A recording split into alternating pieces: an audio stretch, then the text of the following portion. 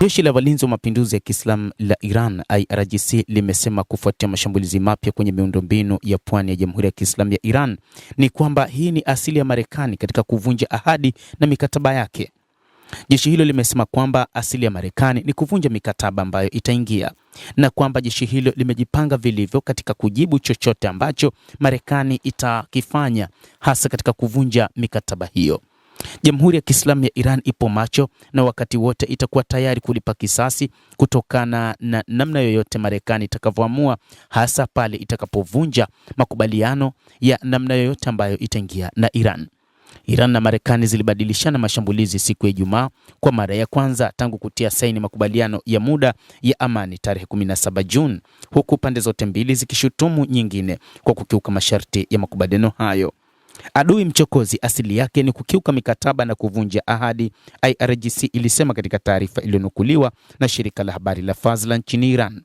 Marekani ilishambulia vituo vya Iran mnamo Jumapili asubuhi kwa kutumia kisingizio cha makabiliano ya jeshi la wanamaji la IRGC na meli, iliongeza taarifa ya jeshi la Marekani. Katika kujibu, vikosi vya Iran vilirusha makombora ya ballistic na ndege zisizokuwa na rubani katika kambi ya kikanda ya Amerika mnamo Jumapili asubuhi.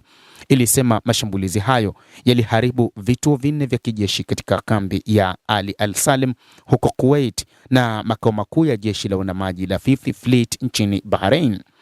IRGC ilidai ikionya kuhusu jibu kali kwa mashambulizi yoyote mapya. Kwa mujibu wa mkataba wa maelewano wa Marekani na Iran, Iran inapaswa kufanya mipango ya kudhibiti upitaji katika mlango wa bahari wa Hormuz, IRGC ilisema, ikionya juu ya adhabu kali zaidi kwa kukiuka taratibu hizo. Marekani na Iran zimetoa tafsiri tofauti za makubaliano hayo ya muda.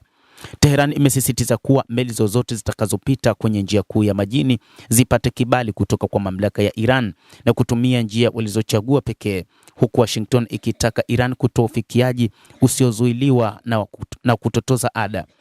Mashambulizi hayo mapya yametishia kuvuruga mazungumzo ambayo tayari yameshuhudiwa, ambayo yamekuwa magumu zaidi kutokana na mashambulizi ya Israel huko nchini Lebanon.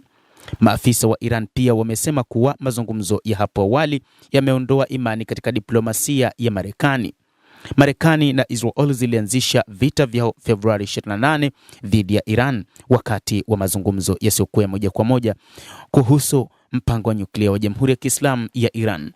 Hata hivyo, viongozi kutoka nchini Marekani, hasa Rais Donald Trump, mara kadhaa amekuwa akitoa vitisho dhidi ya Jamhuri ya Kiislamu ya Iran, akisema pengine Marekani itakuja kufanya shambulizi ya kuiharibu kabisa taswira ya Iran.